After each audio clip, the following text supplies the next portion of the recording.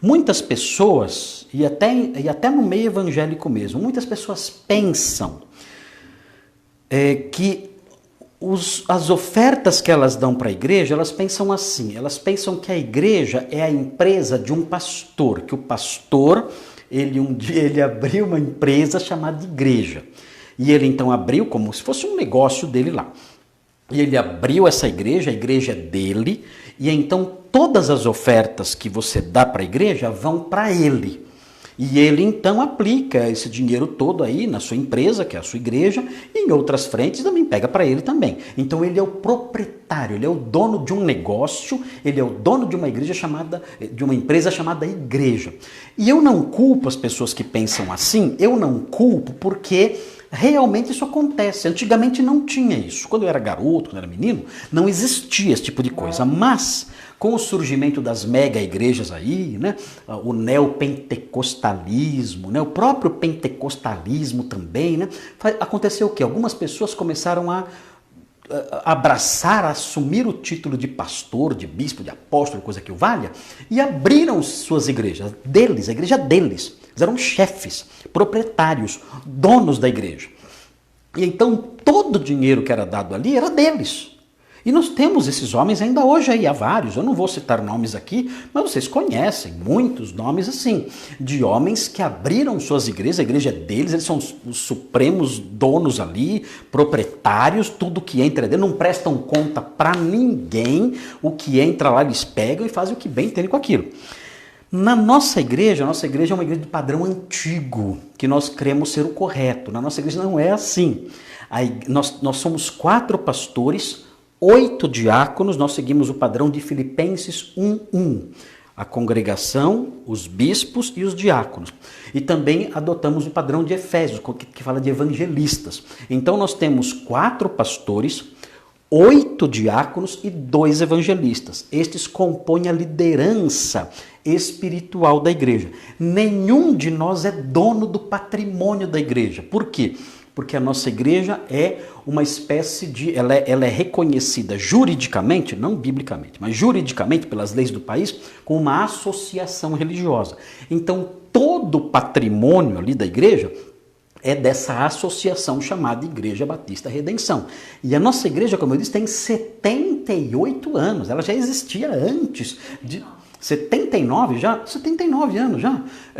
Ela já existia antes de nós nascermos. Então, o que são os pastores? Os pastores são empregados dessa igreja, eles são contratados, eles são convidados pela Assembleia Geral, são contratados, são convidados, contratados e são como, entre aspas, funcionários dessa Assembleia Geral.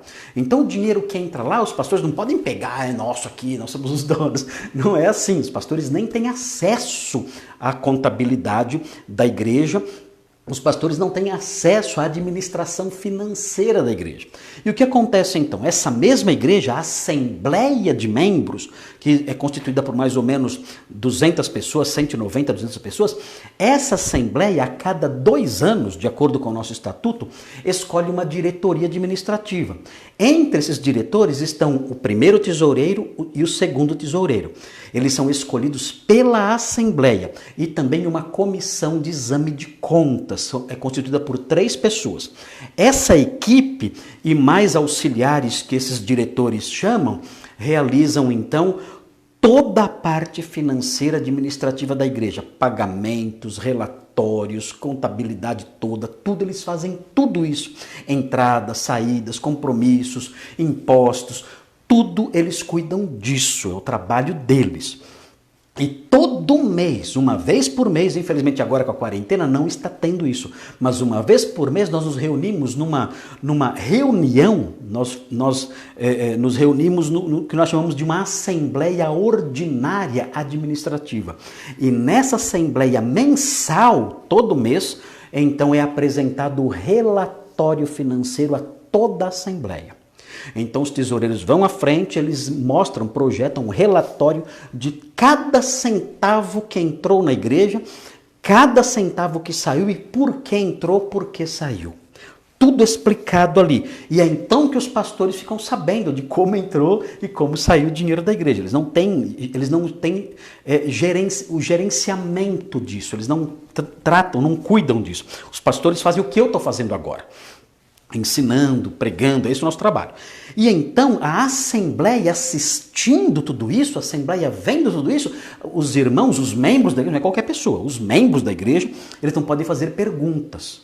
Eles não levantam a mão e dizem, olha, tesoureiro, eu gostaria de saber o que é aquele item que está escrito ali? Ali tem uma multa lá, R$1.500. O que foi isso? Que multa é essa? Então o tesoureiro explica, olha, essa multa é uma multa da prefeitura, porque a nossa calçada estava quebrada. Uma hipótese, que isso não aconteceu. Mas a nossa calçada estava quebrada, então a prefeitura veio e multou, nós recorremos, mas não adiantou e tudo mais, tivemos que pagar essa multa. Então tem os comprovantes daquele pagamento, a comissão de exame de contas vai lá e verifica, realmente tem lá. Enfim, é assim que funciona em nossa igreja. Então não acredite, não pense que em nossa igreja funciona como a gente vê por aí afora. Os pastores são donos, sócios, proprietários e tudo que eles pegam para eles e não dão conta de nada, é problema deles, é só deles e ponto final. Não. Na nossa igreja existe transparência.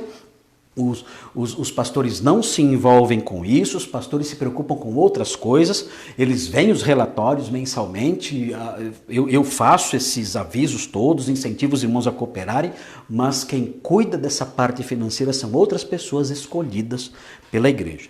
Então estou dizendo isso por quê? Porque muita gente nos assiste, eu falo aqui sobre ofertas e ficam pensando, está pedindo dinheiro para ele. E não é isso, não estou pedindo dinheiro para mim. Os recursos, eles entram dessa forma como eu falei, são administrados dessa maneira como eu falei aí para vocês.